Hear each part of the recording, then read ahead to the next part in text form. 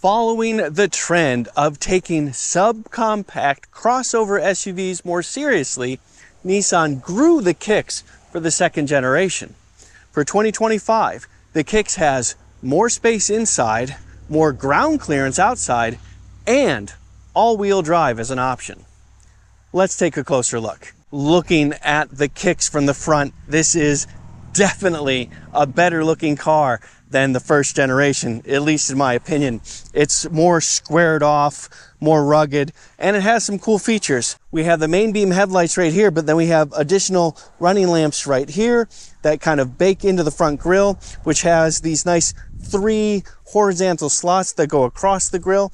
As you can see, this is the top of 3 trims SR, tells you so right there. Tastefully sized Nissan badge, at least these days in the modern bigger is better era. And then we have really interesting mix of paint color, black, paint color, black, and then all the way down to this lower bumper. And this lower bumper, in honor of it being called the Kicks, this is supposed to emulate the sole of a shoe a little bit, having a bit of a pattern. So you tell me, how do these two line up? I mean, white versus black in terms of color, but hey, I think that's an interesting detail to include right there. And I'm even happy with the integration of the sensors and things into the front end of this car. Tasteful, not ostentatious or really bad. So we have sensors on either side, camera up here, and I'm assuming that has something to do with adaptive cruise control behind this. And the hood itself, maybe it's a little easier to see when it's not wet, but has this interesting bump baked into it right here to begin the fender flare for the front axle, and has a relatively smooth shape otherwise, but there's definitely more to talk about under the hood. Well, there it is, your 2-liter 4-cylinder engine, transversely mounted or side to side like that. I appreciate that there's not any kind of engine shroud there. It's actually exposed. You can see the inner workings that's going on here. Battery is really easy to see up in front right here. Fuse box right here. Nice to see this big beefy engine mount right here, and relatively easy to access serpentine belt down there. The intake is in front, the exhaust is in back, and we are a little bit offset from center, but that's because we have the transaxle right here. The front axle center line is just behind the mount for the battery, so 2/3 back from the battery. So most of the engine is ahead of the front axle center line.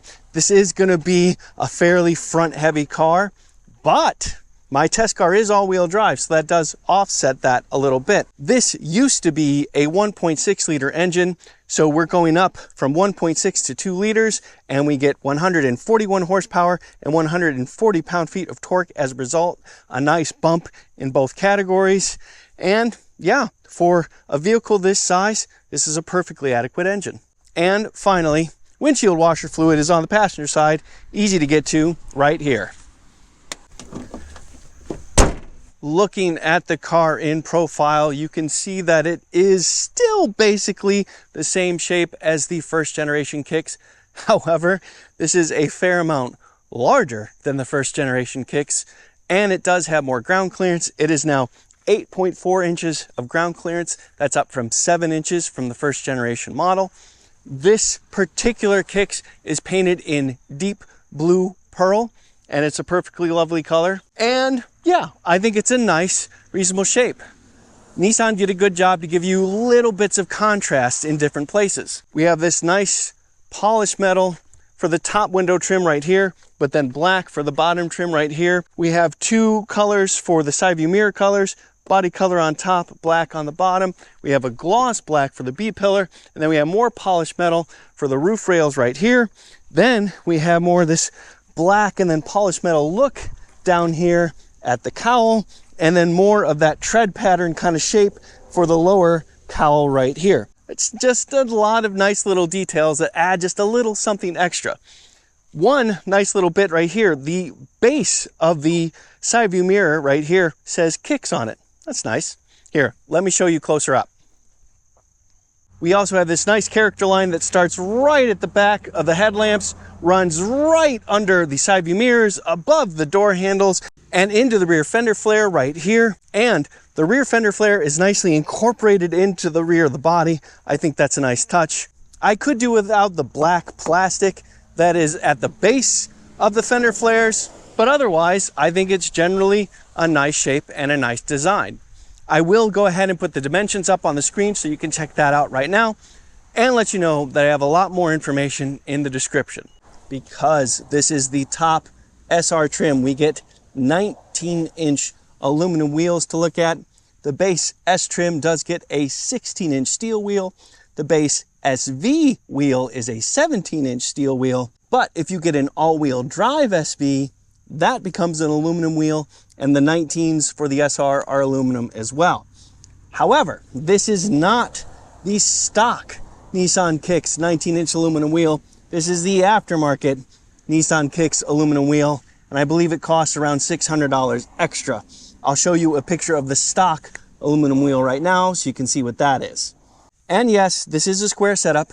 The wheels and tires in back are the same size as what's in front. Looking at the kicks from the rear, it's got a pretty interesting shape here. Tastefully sized roof-mounted spoiler, pretty steeply raked rear windshield, and then this interesting formation. You have the tail lights right here. They end here, but this black plastic carries on right across the full width to the other end of the tail lights. So it adds an interesting bit of texture to the rear end.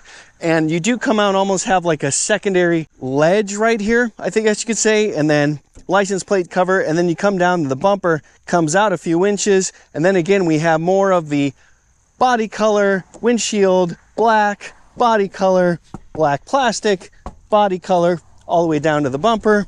And we do have some interesting patterns built into the lower bumper as well. Very tastefully sized Nissan logo right here. Also tastefully sized Kicks SR, but critical all-wheel drive SR right there. And finally, something I'm very happy to see, no frills, just a single exhaust pipe down here, just as it should be. No need to draw attention to itself. All right, let's take a look inside. Lift the tailgate to see 30 cubic feet of storage behind the second row, and a nice wide space to put it in. You also have this privacy panel right here, and beneath the floor you do have extra space right here, but you can option to get a spare tire, and that basically replaces this and takes away that extra space underneath the floor. Considering the size of SUV that we're talking about here, that is a healthy amount of space. And I brought my measuring tape with me. It is actually just under 32 inches to the base of the second row, and this is a 3.5 inch long tape measure, so I can tell you that it is just over 40 inches at the narrowest point there. So that's pretty good. 32 inches deep, 40 inches wide, and that's with the second row up. Of course, the second row is easy to put down. Pull a couple of levers and you have 60 cubic feet of storage behind the first row.